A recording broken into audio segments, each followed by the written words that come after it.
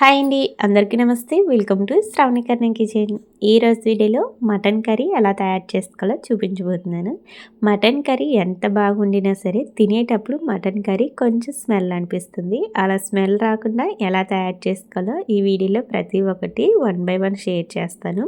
Video skip చేయకుండా పూర్తి వరకు చూడండి. అలాగే మన వీడియోస్ ఎవరైనా కొత్తగా చూస్తున్నట్లయితే మన ఛానల్ని సబ్స్క్రైబ్ చేసి అలాగే లైక్ చేసి కామెంట్ కూడా చేయండి.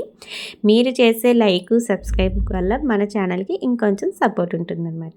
ఇప్పుడైతే వీడియోలోకి వెళ్ళిపోవచ్చు. ఫస్ట్ అయితే ఇక నేను మటన్ తీసుకున్నాను. ఈ మటన్ తీసుకొని శుభ్రంగా 2 టైమ్స్ అయితే కడగాలి. కొంచెం నిమ్మరసం కొంచెం సాల్ట్ వేసి మటన్ కడిగామంటే నీచు వాసన లేకుండా బాగుంటుందన్నమాట. ఇలా కడిగిన మటన్లో వాటర్ అంతా ఏమీ లేకుండా వంచేసి ఇప్పుడు ఈ మటన్లో కొంచెం రుచి సరిపడా సాల్ట్, 1/2 టీ స్పూన్ పసుపు, మన స్పైసీకి సరిపడా కారం వేసుకోవాలి. ఇప్పుడు హాఫ్ చెక్క నిమ్మరసం కూడా వేసుకోవాలి. ఇలా ఇవన్నీ వేసుకొని ఇప్పుడు బాగా కలిసేలాగా కలుపుకోవాలి. ఇలా కారం సాల్ట్ ఇవన్నీ మటన్ ముక్కలకి బాగా పట్టేలాగా కలుపుకోవాలన్నమాట.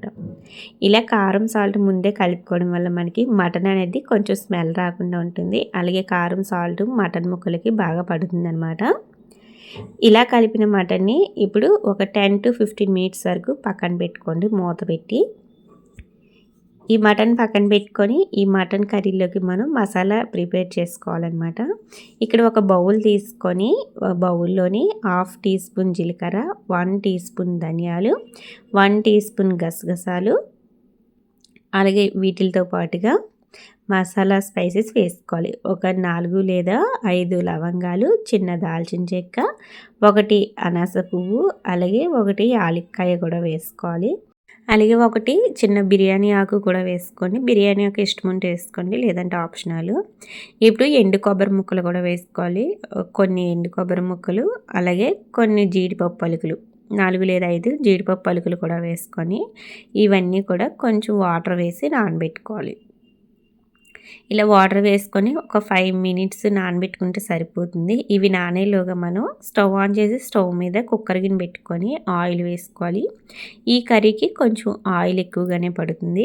ఆయిల్ ఎక్కువగా వేసుకొని సన్నగా కట్ చేసిన ఆనియన్స్ వేసుకోవాలి.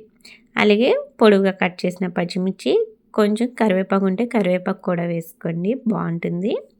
ఇవన్నీ వేసుకొని ఆనియన్స్ బ్రౌన్ కలర్ వచ్చేంత వరకు బాగా ఫ్రై చేసుకోవాలి.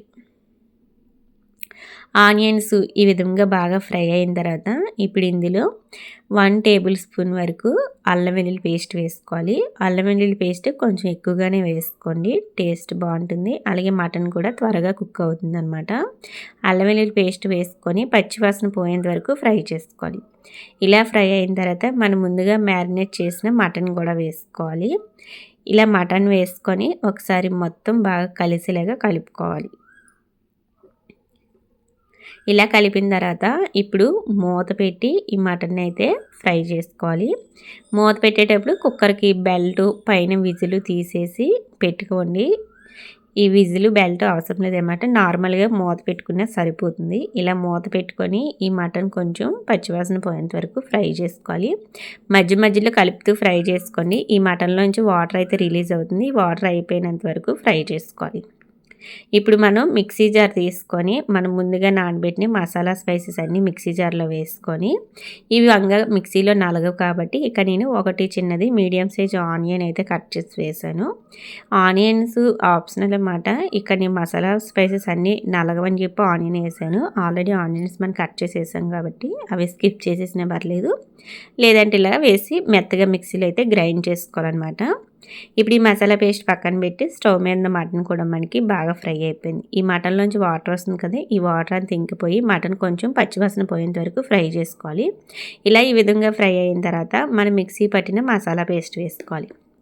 ఈ మసాలా పేస్టు వేసుకోవడం వల్ల మనకి మటన్ కర్రీ టేస్ట్ చాలా బాగుంటుంది. అలాగే గ్రేవీ కూడా ఎక్కువగా వస్తుంది. ఈ మసాలా పేస్ట్ వేసుకొని ఈ మసాలా పేస్ట్ని కూడా పచ్చివాసన పోయేంత వరకు ఫ్రై చేసుకోవాలి.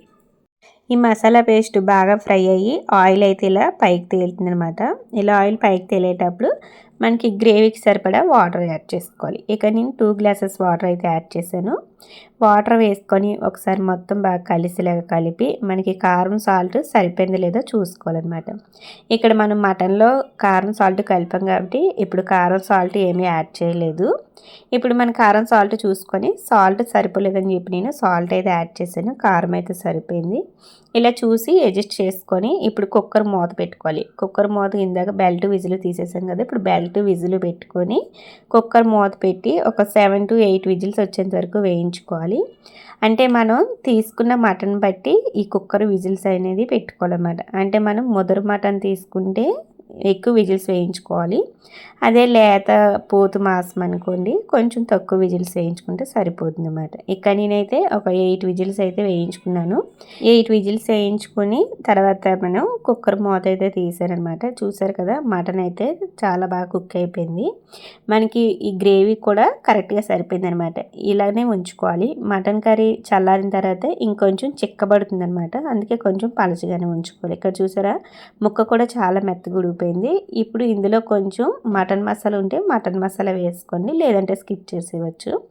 మటన్ మసాలా అలాగే కొంచెం కొత్తిమీర ఉంటే కొత్తిమీర లేకపోతే నాలాగా కరివేపాకు వేయండి. కొత్తిమీర లేదని చెప్పి కరివేపాకు వేసారనమాట.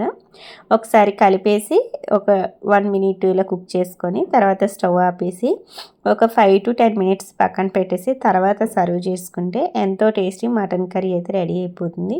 టేస్ట్ అయితే చాలా బాగుంటుంది. రైస్లోకైనా చపాతీలోకైనా జీరా రైస్లోకి కూడా చాలా బాగుంటుంది. ఒకసారి ట్రై చేయండి. ఇలా కానీ వండారంటే మటన్ కర్రీ స్మెల్ కూడా రాదు, టేస్ట్ కూడా చాలా బాగుంటుంది. తప్పకుండా ట్రై చేయండి. వీడియో నచ్చితే లైక్ చేసి కామెంట్ చేయండి. ఇలాంటి మరిన్ని వీడియోస్ కోసం మన శ్రావణి కర్ణ కిచెన్ ఛానల్ని సబ్స్క్రైబ్ చేసుకోండి. Thank you for watching. Bye bye.